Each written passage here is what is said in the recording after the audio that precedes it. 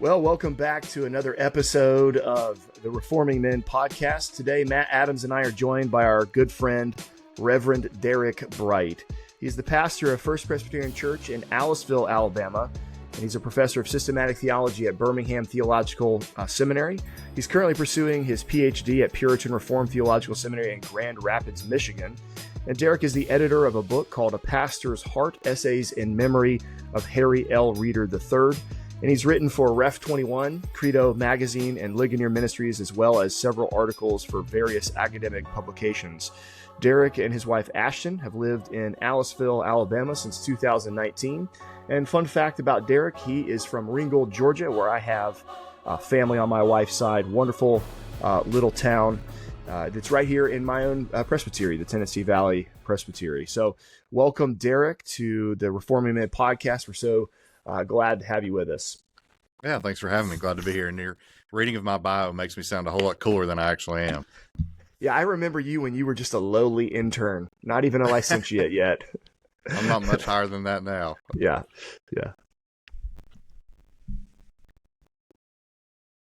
I can't hear you, Matt. So, Yep,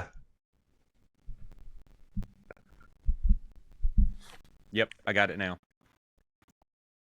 Derrick, you shouldn't take anything away from yourself. You're a fine gentleman.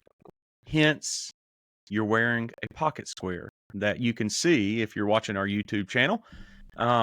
Derrick, back in, I guess it was March, right? March, turned me on to pocket squares when he was visiting Dylan, and I have not had a naked suit pocket since.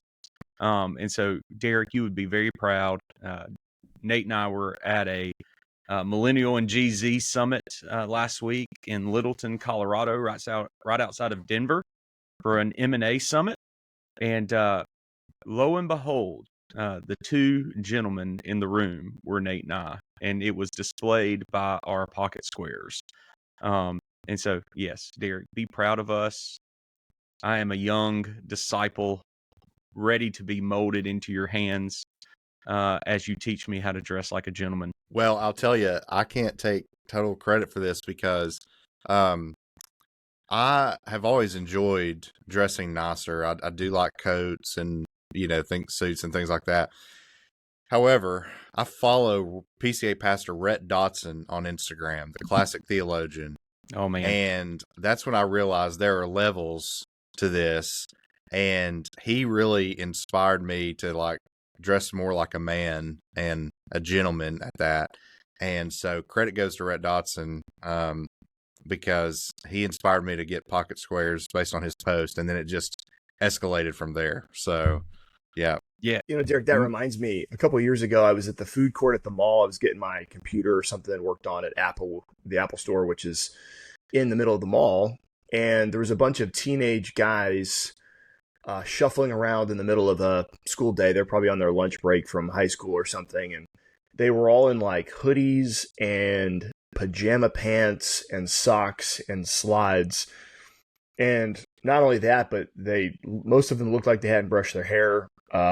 It was really disheartening to see because, me and my buddies in high school, when we were at the mall for lunch, we weren't wearing coats and pocket squares, but we were in nice jeans with our collared shirts tucked in and, actual shoes on. And I wonder if it was just maybe that particular friend group. But what I've noticed as I've observed Gen Z and whatever generation we're calling this group of guys coming behind them is there seems to be this rolled out of bed look that they're carrying with them in public. And it just depresses me, to be quite honest. How does that, in your mind, this isn't high-end theology, this is just in practice, how to be a man 101 or 102. Mm-hmm. In your mind, how does that negatively or positively impact you as a man? And, give us maybe a couple paragraphs worth of wisdom for young men on how they should present themselves to the world. Yeah, well, appearance does matter, and it doesn't mean you have to buy the nicest clothes, or spend the most money on clothes. We don't want to be too materialistic, right? You need to live within your means, but that doesn't mean you need to dress like a slouch. And I think we lose something in our society that that used to be almost taken for granted, that men dress like men, women dress like women, and they both dress for the appropriate, they dress appropriate to the occasion. I'll tell you a couple quick things that make me think about this is I was actually seeing Penn and Teller, the magic show in Vegas, and one of them made a comment, if this was old Vegas, all you men would be wearing coats and ties and suits, and you ladies would be wearing like one of your nicer dresses, and then you would go out and you'd have a nice dinner afterwards. And it was basically just a couple minute on expose really on the changes in society. And so when I see men who like can't or don't know how to dress, like there are men our age that still don't know how to tie a tie. Yeah. And we're losing a lot of the things that should be passed down to us by our fathers. Like I heard Al Mohler say one time that there are certain things that we should do that our grandparents did. Like there are certain traditions carried down, whether it's, I'm a big believer in writing with a fountain pen or whatever the case is. Like there are things passed down. There's something about a man being taught by, or a boy being taught by his father how to tie a tie, how to properly size your coat, how to do all those things. I once heard that somebody say that, and maybe I read it somewhere, but a man never needs an excuse to dress nice. And there's something about dressing nice, even when you're not required to, that inspires confidence.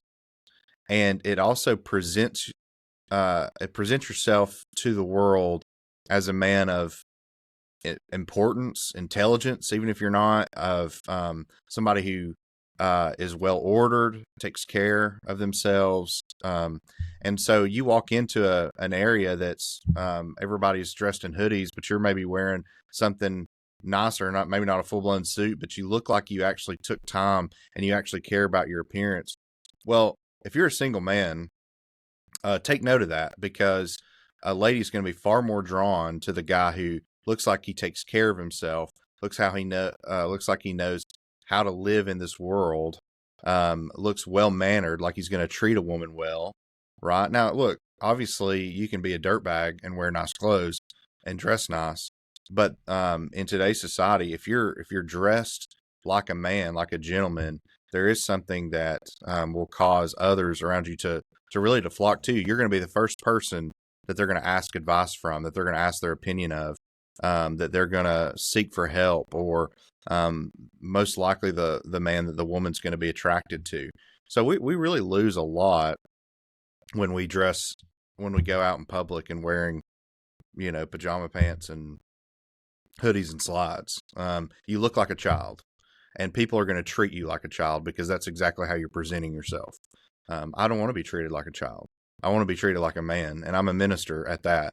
And so I want to be recognized as such in case there's an issue where somebody needs a minister or needs a man to step in. Well, where's a man? The 6 guys with hoodies and slides, or the guy wearing a coat? Oh, that's the man. Yeah. I once heard a story from a senior pastor when he was probably in his 60s when he was telling me the story, and he was telling a story from 15 years earlier in his ministry. And he said, I had a youth pastor who would dress in flip-flops and cargo shorts and, Hollister t-shirts. And he came to me one day, young youth pastor in his late 20s, early 30s. And he said, man, how in the world can I get more respect from these parents of the students that I'm ministering to? I feel like they're not treating me like an ordained minister. And the senior pastor just told him very bluntly, he said, how much is it worth to you? Like, if you could put a dollar value on the respect that you want, like how much, if you could buy their respect, how much would you be willing to spend? And the guy was just kind of stunned by the question, because he was looking for some like theological answer from his senior pastor. And then his senior pastor transitioned that to say, you're dressing like one of their kids. They don't show honor and respect to their kids the way they do to the rest of the elders at the church. Yeah. So if you want the respect of elders, you need to present yourself the way the rest of us do. You need to dress the part. You need to actually look like an adult man who takes himself somewhat seriously. And I don't think he was able to get through to that guy. Like, I think that guy just thought, no, I should be able to continue to dress like I'm going to the beach, and in a context where no one else is dressed that way, and still receive that respect. So it's funny. I was when I was in seminary at RTS Atlanta in the pastoral ministry class. We got a lot of good advice, a lot of good practical advice on ministry. And one of the men, or the man teaching, said, you should always own at least two, and he was very specific, navy blazers with the gold buttons. All right. He said, you can have a million gold buttons. Yeah. He said, you can have a million other coats, but you need the classic navy blazer look or whatever. But what he was saying is you need to have two. You need to keep one in your car and one in your study or your office at all times. And he said the reason is because you may be wearing a polo or in khakis or something to work, in your study or whatever, and you don't have any meetings planned that day, and you're just, and he says, but you know what? You get a call to go to the hospital. What do? You throw that coat on, and immediately you look the part, right? You look like the minute you look appropriate to go visit someone. And I've taken that to heart. I think that's a good thing to do. Also, I would say that what you're saying is 100% true, that people are not going to respect you if you say, I'm a man of this particular career or this particular place in life, and you dress like a 12-year-old all the time.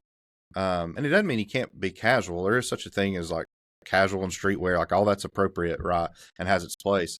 But if you went to if I'm going to speak specifically to ministers, if you went to a doctor's office and the doctor was wearing slides, white socks with slides and sweatpants and a dirty t-shirt, versus he's wearing a button-up shirt with slacks and his white coat, which one do you think is more professional? Which one are you going to entrust your physical care to more? Which one are you going to be, which one would you rather go to? Well, it's not even close, and it's not based on necessarily even qualifications. It's based on how they present themselves for their job, which is very important. And now I'm going to step on some. Okay, you pushed a big red button here. Okay, but I'm going to step on. It's what some I do, toes. Derrick. It's what I do. Matt knew this was coming. I'm going to step on some toes here, hopefully.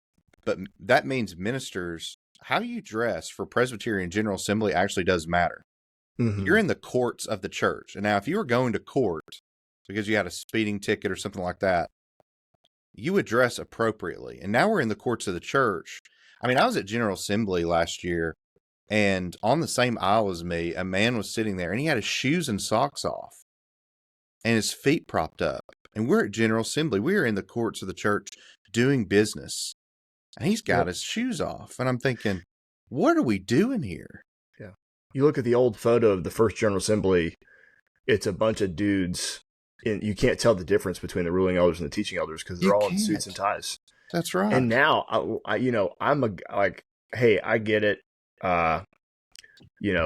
Slacks and a collared shirt, pretty comfortable. But sure, hey, it crosses a line when you get a graphic T-shirt, cargo shorts, and a backwards hat. I'm sorry, that happened this year on the floor of General Assembly, and to me, that wasn't a bridge too far. That was like 3 bridges too far. It was like the casual, discombobulated, and guess what? It reflected in the speech that was given by that gentleman. Of course it did. It was like, this is all over the place. What is he doing? He's like, because he probably put as much thought into his speech as he did his dress. Yeah, that's right. And which is none. What kills me is I just look at young men and I just think, man, don't you want to feel good? Like, the way I'm built, there's not a shirt that I can buy off the rack that's going to fit right. But on occasion when I find one, you find that shirt, you find that suit that fits right, looks like it was made for you, even though it wasn't. It's like, man, this feels good. Yeah. I look good.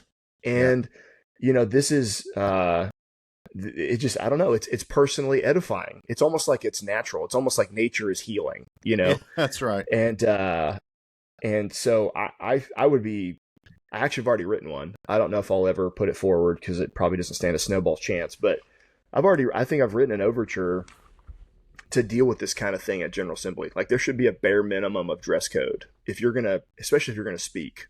Mhm. Send it. You know, Send it. if you're gonna speak on the microphone, you should have some sort of collar on your shirt. It should be tucked in. Yeah. You know, I don't think that's too much to ask. If we No. can get 14-year-olds at Christian schools to wear collared shirt tucked in for 8 hours, you know, you're an adult grown man ordained in the PCA, like the biggest conservative confessional denomination in North America. You can wear a collared shirt tucked in when you're speaking on a microphone. Yep. It's not that hard. Well, and you can go up there and make a good argument, but if you're dressed like a slouch, the first thing people are going to say is, you know, I couldn't focus on what he was saying. The guy had a backwards hat and a graphic tee on. Yeah. Yeah. You know It was distracting. What's crazy about the General Assembly? I think we all remember in Dallas a couple of years ago where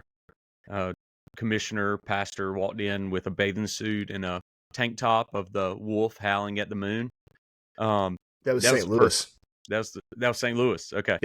Yeah. They Dallas has the huge water park at the hotel that we meet at, so the convention center. So I immediately thought it was Dallas. It might happen to Dallas too. I don't know. But that's when I started noticing the ruling elders dress better than the teaching elders. Mostly because they are businessmen, doctors, lawyers. They're successful in life, and therefore they recognize the things that we're talking about. When you walk in a suit, you display a confidence. You display, that you're trustworthy. Your thoughts are well put together. If you've spent time learning how to fold a pocket square, you've probably put time into what you're about to say on the microphone. And besides, knowing from personal experience, it's nice to dress well, especially when you're going to be on the stage, because you never know when, a picture is going to go viral on Twitter of all of, all the parliamentarians and the moderator and the interim clerk and myself, and we're all huddled around a Robert's Rules of Order. Yeah. That plum window pane jacket you were wearing is sharp. Oh man. Oh yeah. It's good. Yeah. I was so glad that I had a pocket square on. Derrick, thank you. I don't know if I've told you thank you yet again, but I cannot thank you enough for the pocket square. I have one on right now. Listeners and watchers, like I said, no jacket goes on without a pocket square in the pocket. No naked pocket.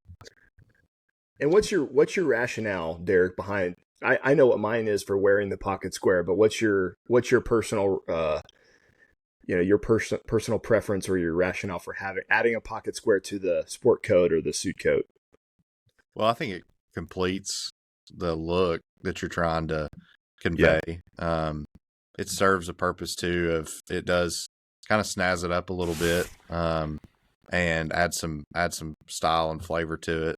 So, also you have a pocket there, and it's meant for something to go there, right? I mean, that's right. There is a pocket for a reason, and so I think it completes the look. Also, it does.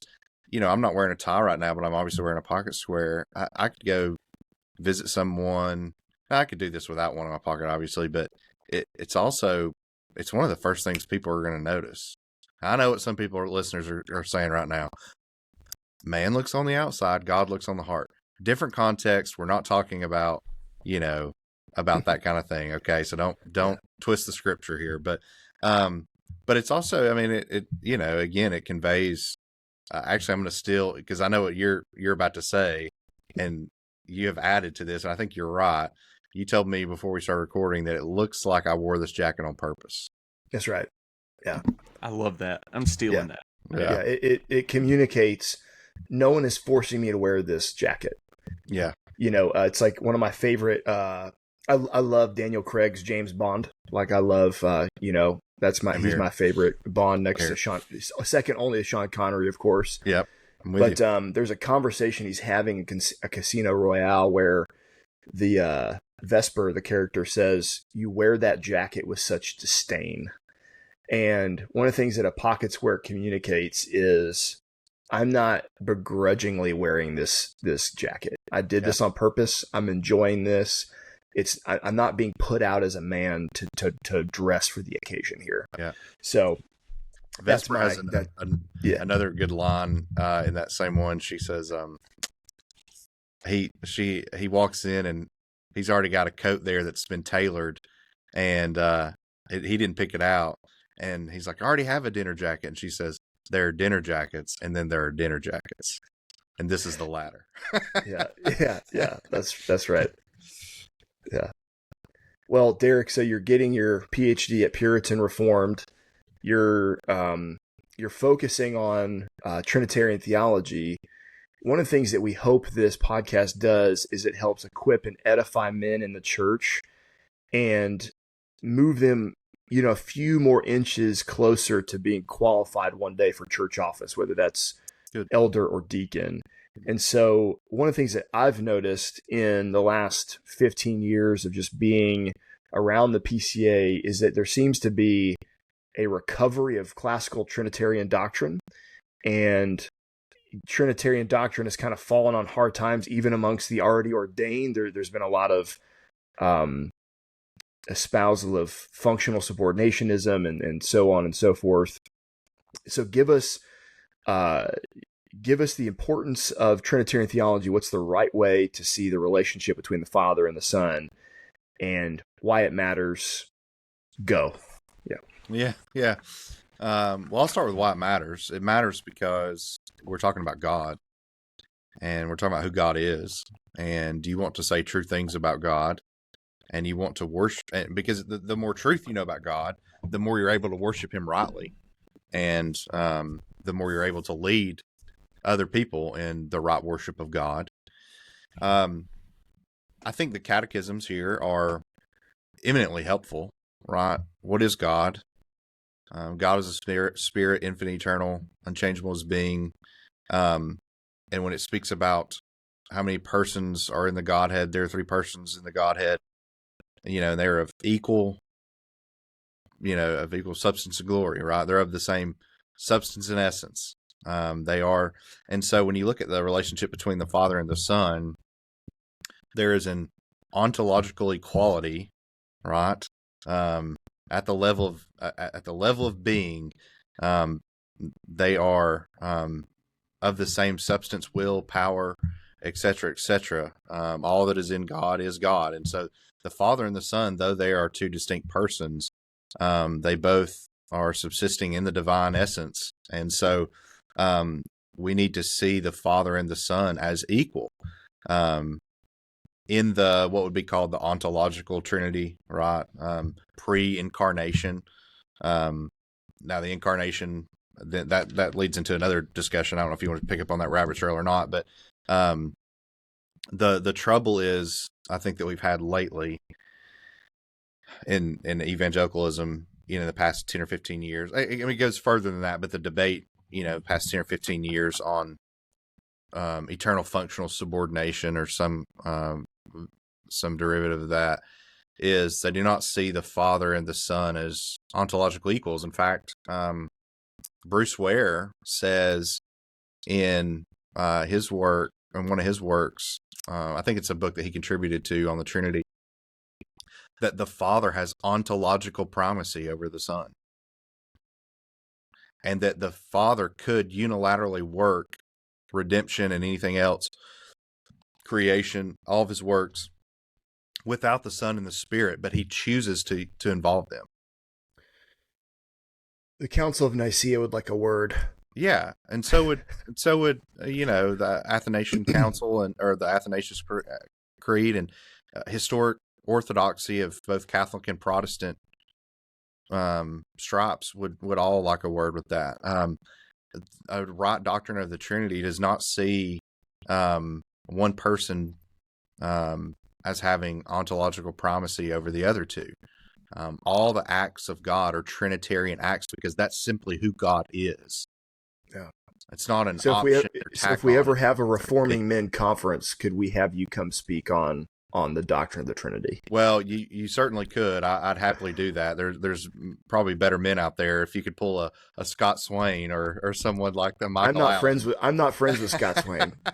Those are the real scholars. People need to read Scott Swain's books on the Trinity, especially that little green one put out by Crossway, The Trinity and Introduction. It is a really great intro to the doctrine of the Trinity. Yeah. So William Perkins he's not the sole focus. His Trinitarian theology is not the sole focus of your PhD, but you're a Perkins scholar. What in your reading of Perkins, who is the teacher and mentor of my favorite Puritan, Richard Sibbes, but in your study of Perkins, what kind of things have you found that have been immediately applicable and edifying to men as men in the Christian faith? Yeah, this is a great question, because when we think about Perkins, most of the time people are thinking about his supralapsarian views, manner and order of predestination, or maybe even his art of prophesying, his booklet on preaching, different things like that. But he wrote on a wide range of topics. One that I was actually reading today was on vocation, a treatise on vocations. I think that we need to recover a good doctrine of vocation and all that entails, especially as it pertains to men, because we are called by God not to just be Christian men, but what it means to be a Christian man is that whatever particular life calling you have, whatever particular vocation that you have, you are to do that to the glory of God. In fact, it's considered a good work before the Lord to do your vocation well. So you can't say you're a Christian and then go be lazy at your office job or be lazy in your career. You're actually not doing what you're called to do. And it doesn't matter if you have the lowest job or the highest job. Perkins actually says that you can be a shepherd. And he says it doesn't matter how abased the job is, that has nothing to do with the good work itself. So you could be a shepherd, poor, lonely shepherd, smelling like sheep, in the muck and the mire, right, tending to these animals, or you could be the king ruling over nations. Both men in their stations are called to fulfill that role to the best of their ability, to the glory of God, with a Christian attitude. And both men have good works before God as a result. And so God is going to judge both on their faithfulness in their job, but he's not going to say, well, you're a king and therefore your works are worth more than the shepherd. No, God is going to say, this shepherd, I've called him. And that's another thing we need to recall, that we need to recover in the doctrine of vocation, is a calling to your particular station and to your particular career. And I've called this man to be a shepherd over these sheep, or a janitor, or whatever the case is. And he is executing that station, that vocation that I've called him to, with my glory in mind, to the best of his ability, and I'll reward him for those good works. Yeah. I was just actually talking about something along the same lines in Sunday morning sermon a couple of weeks ago, when we saw we've been preaching through 1 Samuel on Sunday mornings, and we were handling the narrative where David is anointed as king by the prophet Samuel, and Samuel departs and goes back to Ramah, and David returns to the sheepfold.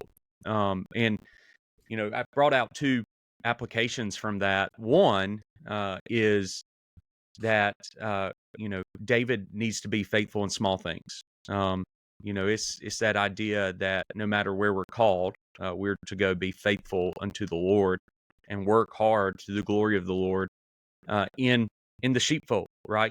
But it's in that sheepfold, it's in those small things, and I think it's Dale Ralph Davis that talks about this in his commentary. It's in that sheepfold that God continues to prepare him to take kingship, right? I mean, even as you move through that narrative, in the next chapter, you have David and Goliath, And when Saul asked David, what gives you any sort of confidence as you go to fight Goliath? David goes right back to the sheepfold. He goes, you Mm, know, I fought the lions and the bears, protecting the sheep as a shepherd. And the Lord who's given me victory there will also give me victory here. His faithfulness in the small matters prepared him for greater battles. Yeah. Um, but at the same time, you have to think about David, right? David's just been anointed king. And I mean, David was a man just like we are. So you have to think that there was some sort of wrestling in his own mind with, wait, I've been anointed king and now I'm going to go be a shepherd again? Like I'm going back to the same place that I came from? My dad literally had to go fetch me out of the fields with the sheep so that I could appear before Samuel to be anointed. Um, and it would have been real easy for him to go, I have no concern about those sheep anymore. I've got, what we say down here in South Carolina, I've got bigger fish to fry. I've look what's on my horizon. And yet, no, he returns very faithfully. And he displays, even in implication, right? It displays a contentment in David's heart to go back to the sheep and await his time, providential time to be king. And so, yeah, I mean, there's so many people who think that work is a consequence of the fall. We forget that that Adam was called to work pre-fall. That's Um, right. you know, work now costs blood, sweat, and tears, but work in and of itself was not a consequence of sin. And I think that William Perkins, I've actually read that some of the little that I've read of William Perkins beyond his Art of Prophesying was on vocation when I was writing my book on masculinity, and it's rich. yeah. So here's a great quote here from Perkins. Um, he says that the meanness of the calling does not abase the goodness of the work, for God looks not at the excellency of the work, but at the heart of the worker. And so I think a lot of men, I'll actually speak from experience. I'll confess my own sin here on this, in this issue. I remember when I was in seminary and I knew that I was called to the ministry, but I was still working full time while taking seminary classes. And I became very lazy in my job, my secular job. And I felt that it was so much less important. And in some ways, of course, there is a level of importance and especially in regards to the ministry, right? That's a particular calling. You're dealing with, eternal and heavenly realities. You're a steward of the mysteries of God. But I denigrated my secular job so much that I was basically not doing what I needed to do. Well, here's the problem with that. For one, God gave me that job that provided to pay for my bills, to take care of my wife, and it was a job that helped me to go to seminary. It helped me actually with being able to take classes in a flexible schedule in my work. And so I was disrespecting a gift that God had given me. And not only that, but because I was not fulfilling what God had called me to do at that moment in that particular vocation, I was also stealing. I was riding the clock. Yeah. So now I've committed the sin of theft.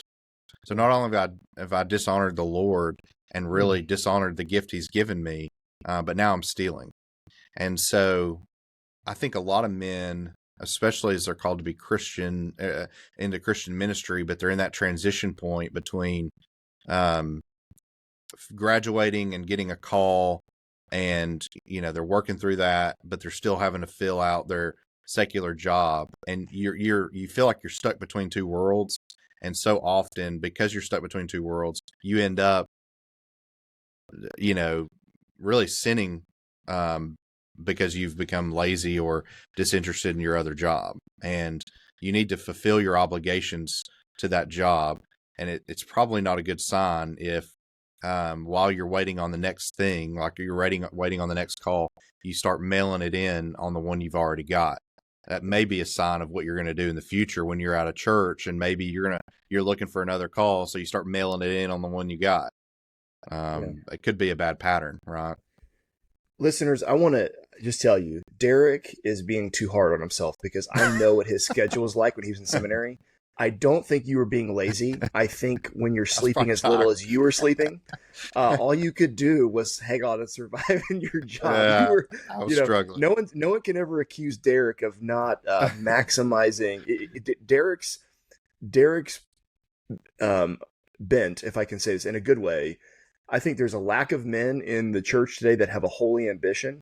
And I'm thankful to know Derrick Brite because Derrick is trying to maximize the gifts and calling and talent that he's been given. And guys like Derrick are the kind of guys that try to work a full-time job while going to seminary full-time and then look at themselves and like, man, I got a little lazy there. It's like, no, I think you needed to nap more. But that is a good word. I think most men are probably, but I think to touch on what William Perkins was saying that you brought out, I think more men need to see and hear, hey, God has called you to this. Like the minister of word and sacrament in your church, the elders, the deacons, they're not the only ones that have been called. Like Calvin used to talk about how the highest calling you could have was to be the civil servant or the civil magistrate, right? Yeah. And I love even though I'm a Florida State fan, born and raised, Derrick, you're a Gators fan, so I know you've seen this documentary on Netflix, The Swamp Kings. Oh yeah. It details that 5-year run under Urban Meyer. Mm-hmm. That was white hot before it collapsed into a heap. Yeah, greatest time of my life. Yes. Yeah. Tim Tebow said he because he obviously has that crazy story about how his mom and dad were told you need to abort this child, so on and so forth. And mom, you're not going to make it. And so from the time that he could understand words, he was told, Timmy, God's got a plan for your life and you're going to do something special. And he says, do you know what happens to you when you hear that every day of your life? You start to believe it. Yeah. I love that quote. Yeah. And I think more young men and even older men in the church, they need to hear with sincerity from their pastors and their leaders, their mentors, their fathers, you've been gifted and wired by God for this. You've been called to this vocation. Yeah. And man, I just think some amazing things would happen if we positively reinforce that in men more often. Yeah. I think we also have a bad tendency to romanticize particular jobs and callings, and we often romanticize the Christian life and think actually I'll give you an example from Perkins. Perkins is talking about he gives a little brief paragraph on monks and monasteries, and he calls that damnable living. Because he says they're spending all their time fasting and praying, and he says that's just what Christians are called to do anyways, is fast and pray. And he says they're stuck in their monasteries essentially, and they're fasting and praying to themselves, and they're doing no social good whatsoever. They are not helping the commonwealth at all. And wow.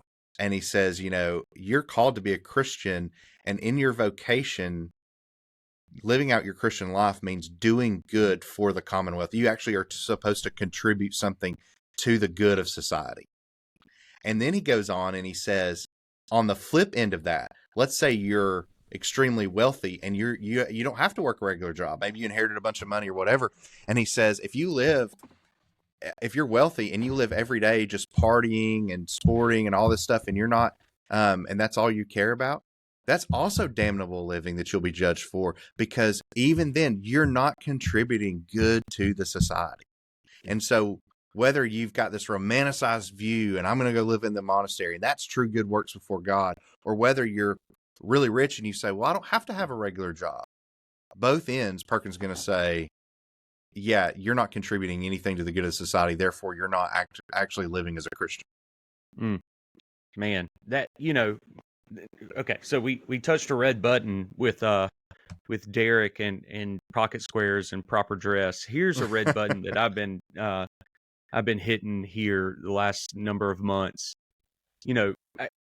I think that, okay, I'll say my hot take and then I'll explain what I mean. I think that the church and preachers have overemphasized this idea that we're sojourners in a strange land. And let me explain what I mean. When that's all you hear, even if it's true, we are very much citizens of the kingdom of heaven first, right? This world will pass away. We will inhabit a new heavens and a new earth. Praise the Lord for it.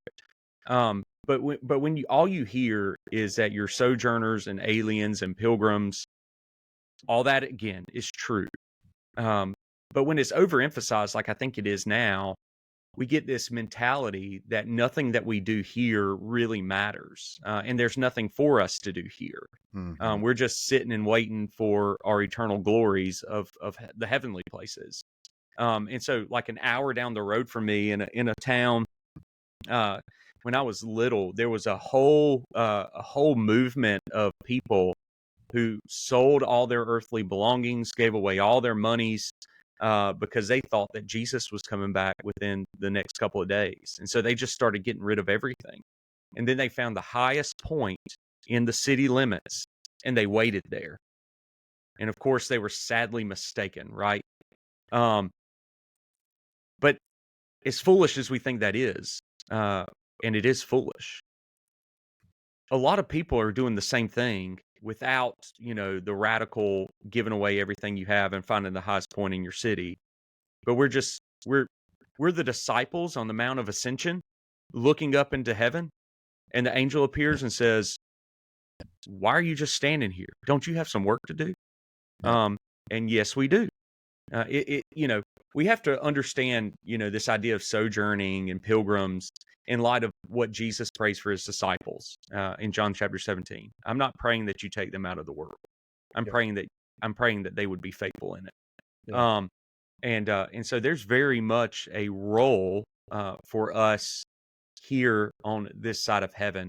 And Derrick, we weren't really planning on speaking to this, but I think you have a unique understanding about how a proper understanding of the gospel and Christian living impacts guys that aren't even in vocations, but Oh yeah. in prison, right? Yeah. Yeah.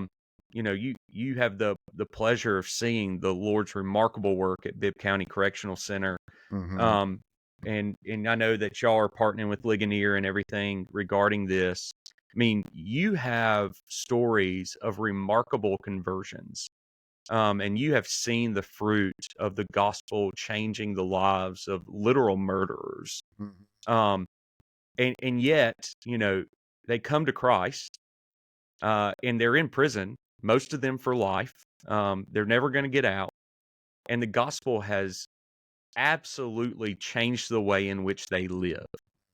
Tell us just a little bit about that, and maybe just a couple of snippets of what we can learn from these men and the absolute life-changing gospel impact that their conversions have had on their own Yeah. lives. Yeah. Thanks for bringing that up. Before I give you any of that, I'm reminded what you said a minute ago about that little tirade you went on. I mean, I'm the guest, and somehow you're just talking more than me. No, I'm just It kidding. is a tirade. I'll admit that. No, it was good. But I'm reminded. I think this quote is apocryphal. I don't think it's an actual quote. But I once heard that Martin Luther was asked if you knew Jesus was coming back tomorrow, what would you do? And he said, "I'd plant a tree today, or I'd plant a tree in my neighbor's yard today." And because he had a view of this eternal, the new heavens, new earth, this idea of things actually matter, to steal a line from a great movie, what we do in this life echoes in eternity, right? That's right. So, with Bibb County, my goodness, this is an episode or 10 all in itself. But I do have the privilege of being a part of a great ministry. It's really 3 ministries working together at Bibb County Correctional, which historically has been one of the most violent prisons in America. It was nicknamed Bloody Bibb, and we're trying to make it Blessed Bibb now. And it's 3 ministries working together. One is Unbound 216. The other is Ligonier, and then also Birmingham Theological Seminary. And we all work together for the cause of Christ in this prison. And yeah, we've got a program. It started out with just a few men. They had converted and were going through a discipleship program.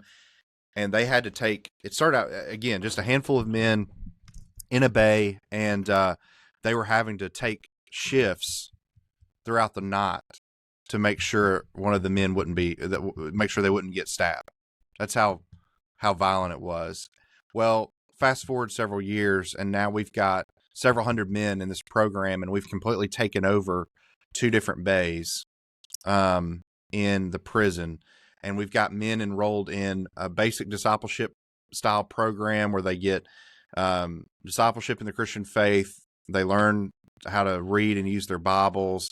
Then they begin to learn life skills and things like that. That's Unbound 216. And what's remarkable is if they get out, they can go and live at Brite Presbyterian Church in my presbytery. They've converted the entire top that used to be Sunday school rooms. They've converted it to dorms. They also have a house that's paid for and that you can live in. But you graduate from that program and you spend a minimum of a year on the outside learning. Not only do you have a job because they work with employers, not only do you get a job, but then you have to save up a certain amount of money to buy your own car. You have chores and responsibilities. You basically are a de facto deacon at the church. I mean, you do all these different things, right, to help you transition back into society and be a productive member of society. You know, when you leave prison, they hand you a bus ticket and $20 or whatever it is, and you're on your own. If you don't have a family, which a lot of these guys don't have family to receive them, what do they do? Where do they go? Well, that's why the recidivism rate is so high, because at least in prison, you get 3 meals, you got your buddies, and you got somewhere to sleep. It's not the best thing in the world, but it's all you know, and it's better than being homeless out on the street in America, right? So what we do is we pick these men up, we move them in to the dorms at Brite Presbyterian Church, Yeah, and help them get the life skills. And it's partnered with other churches, so we're involved in their lives. It's great. But they can also take classes on the inside from Ligonier, get certificates through Ligonier. Now Reformation Bible College has come in. They can get a 4-year degree from Reformation Bible College. They can then move on and get an MDiv or even higher from Birmingham Theological Seminary. And so we're all working together on this. And what I've seen, honestly, is something, in my opinion, it's very historic. We're seeing men... we're seeing men who... murderers, rapists, all sorts of horrific acts. And the gospel has made them what the book of Hebrews says about the martyrs in chapter 11, men of whom the world is not worthy. Mm. And isn't that what the gospel does? It takes murderers and makes them men of whom the cosmos is not worthy. And so they were, not only do they convert, they grow in their understanding of the Reformed faith. We actually have a mission church there behind the prison walls. It's attended by a couple hundred people, and it's just been remarkable. And we came to a point where we had gotten so big that we needed to get another bay. And the way the prison is right now is, one side we affectionately call the Garden of Eden, which is where our guys live. The other side of the prison is called the Hunger Games, because it's pretty rough. And I do want to mention real quick at this story. I want to mention that the warden and all the men there and the officials higher up have been so supportive of the program. Shout out to Warden Gordy and others. They have just been such great supporters of the program, and it's really been great to partner with them. So on the other side, the Hunger Games, well, we needed a new bay. And so I think it was 50 men said, we want to go be missionaries. We're here in prison because we're missionaries. We've converted. We may never get out. It doesn't matter. We're missionaries, and we're called here to bring the gospel to bear and the kingdom to bear, even behind these prison walls. And so they packed up their stuff and moved from the Garden of Eden into the Hunger Games. And here's what they did. They patched up the ceiling. They repainted the classrooms. They installed all the computers that they need for class. They set up the desks, all of it. and then immediately began discipling and evangelizing other inmates on that side of the prison. And the programs exploded. One man I met, first time I ever met him, he was somewhat well known. He's on Ligonier videos now, but he was, prior to conversion, was on, I don't know if it was MSNBC or whatever, for World's Most Dangerous Prisons or no, Alabama's Most Dangerous Prisons. I don't know. And he's in there for murder, and he was laughing about it, and it was pretty horrific. So anyways, I'd heard about him, and I met him, and I said, oh, brother, it's so nice to meet you. You know, you're kind of famous on the outside. And he said, he kind of put his head down. He's probably 6'5", 300, none of my business. And he put his head down, and he said, oh, brother, isn't it wonderful what Jesus has done? Excuse me, what Jesus has done with me. Yeah, it is. You know, I mean, it just, and what's interesting, that guy, his story, he's in there for murdering, I think, his father, and then he killed somebody in prison, and another, he was on death row at one time, but he killed another inmate in a different Alabama prison, slit his throat, because he had, while in prison, joined an Aryan gang, and moved his way up and became a shot caller in the West Alabama Aryan gang. And he paid a guy to do Nazi tattoos, like swastikas on his neck, like Frankenstein bolts. And he paid the guy. The guy didn't do them. He basically just took his money. He said, well, give me my money back if you're not going to do them. And the guy kind of laughed it off. And so he just grabbed a shiv and slit his throat in front of everybody and laughed about it. And so here he is. He's tattooed from head to toe, swastikas, shot collar in the West Alabama Aryans.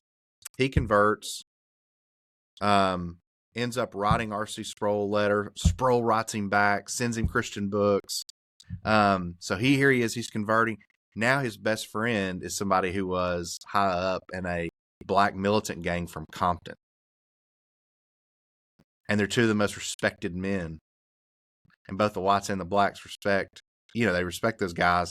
And so they go on mission together throughout the prison, working together, showing how the gospel totally just erodes and breaks down all these barriers. I mean, it's really remarkable what we've seen.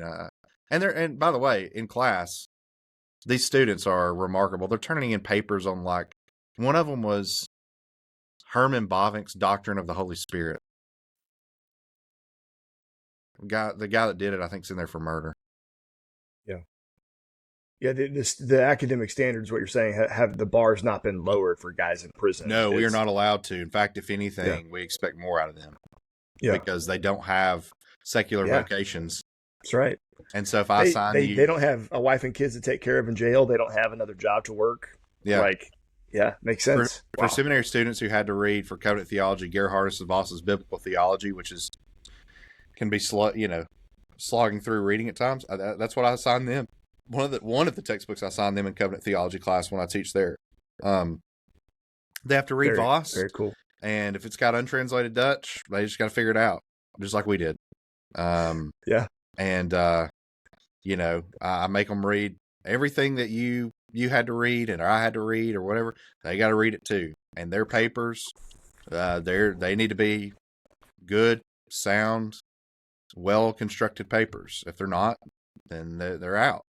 So I think the way that these kinds of stories can encourage and edify guys that are not behind bars is that you can see through those stories and through that ministry how the kingship of Jesus is radically, I mean, capital, all caps, bold, radically changing men. Yeah.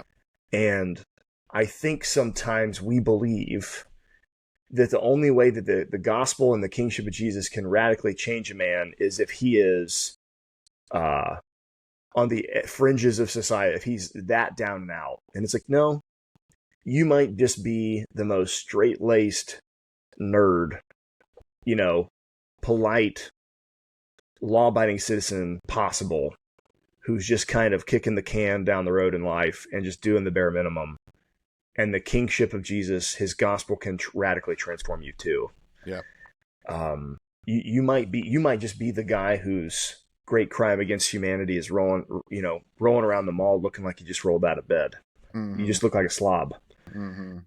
Well, the kingship of Jesus can radically transform you too. And you can become the kind of man that has gravity. That's what you're describing, is these It is, yes. radically transformed men who are probably never getting out of prison, but they have gravity with the inmates around them. And they are seeking to use their gravity and their station in their society behind the barbed wire to impact people with the gospel.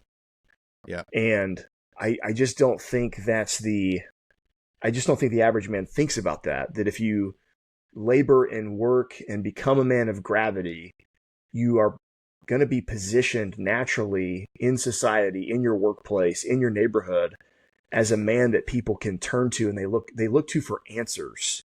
And then you have the ability to say, here's the wisdom I have for you, and also here's the king that I'm deriving that wisdom from. Here's the shepherd that has given me the foundation of this knowledge. And I hope that our listeners can be edified and encouraged and take that away from this conversation.